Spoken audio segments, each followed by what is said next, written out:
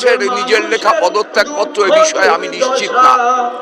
একজন মন্ত্রী, তার কোনো লেটার হেড নেই, একটা সাদা কাগজে কিংবা ছেঁড়া ঠোঙায় তিনি একটা চিঠি লিখে দিলেন যাতে 5খানা বানান ভুল, এবং এমন এমন বানান ভুল, নিজে ক্রীড়ামন্ত্রী বানানটাও ভুল।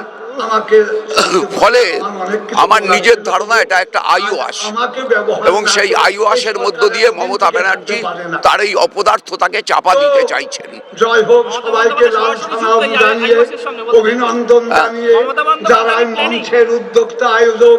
প্ল্যানিং মমতা বন্দ্যোপাধ্যায় না রাজীব কুমারের আমি বলতে পারবো না, কিন্তু গোটা ব্যাপারটাকে আমি আইওয়াস বলেই মনে করছি।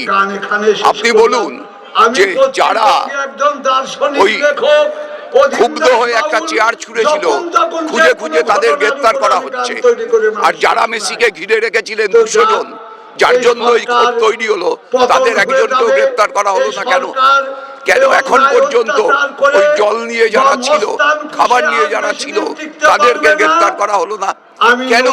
যে পুলিশ অফিসার দায়িত্বে ছিলেন সেই পুলিশ অফিসারের বিরুদ্ধে সুমোটো কেস করা হলো না? যুব ভারতী ক্রীড়াঙ্গন, তার ব্যবহারের জন্য পারমিশন তো রাজ্য সরকারের ক্রীড়া দপ্তর দিয়েছে, ওটা তো সরকারের মাঠ। তাহলে এই অপরাধ যারা করলো তাদের কতজন পর্যন্ত এখন পর্যন্ত তাদের নাগাল পাওয়া গেছে? অদিন্দাস বাউলকে অনেক ধন্যবাদ। আমাদের মূল মিছিলটা প্রায় চলে এসেছে। ব্যবহার করা শুভেন্দু অধিকারী বলছেন আর একটি গান হবে, মেসিকে আনবে, এটা ভোটের প্রচার হতে পারে? দেখুন, শুভেন্দু অধিকারী ভোটের প্রচারে কি করবেন না করবেন শুভেন্দু অধিকারী, আমাদের এই মূল যে বিরাট, আমরা বহুদিন থেকেই বলছি, আমাদের এই বাংলা বাঁচাও যাত্রারও যা মূল স্লোগান, রাজনীতির যা মূল আলোচ্য বিষয়, অন্ন, বস্ত্র, বাসস্থান, শিক্ষা, চিকিৎসা, কর্মসংস্থান, এর উপর দাঁড়িয়ে রাজনীতি হবে। এর উপর দাঁড়িয়ে কেউ নিজের সাফল্য বলবে, অন্যের ব্যর্থতা বলবে, আবার রাজ্য সরকার যারা পরিচালনা করেন তারাও নিজেদের সাফল্য বলবেন, কেন্দ্রের ব্যর্থতা বলবেন।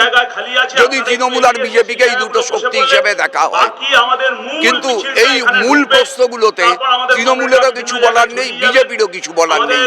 সেই জন্য তারা ধর্ম বলছেন আর এখন মেসি বলছেন। তাদের ইস্যু দরকার ছিল, তারা ইস্যু পেয়েছেন। 350 কোটি টাকার একটা স্ক্যাম তাদের হাতে সেই ইস্যু তুলে দিয়েছে। এই 350 কোটি টাকার স্ক্যামের সঙ্গে যারা যুক্ত তাদের প্রত্যেকের দৃষ্টান্তমূলক শাস্তি হওয়া প্রয়োজন।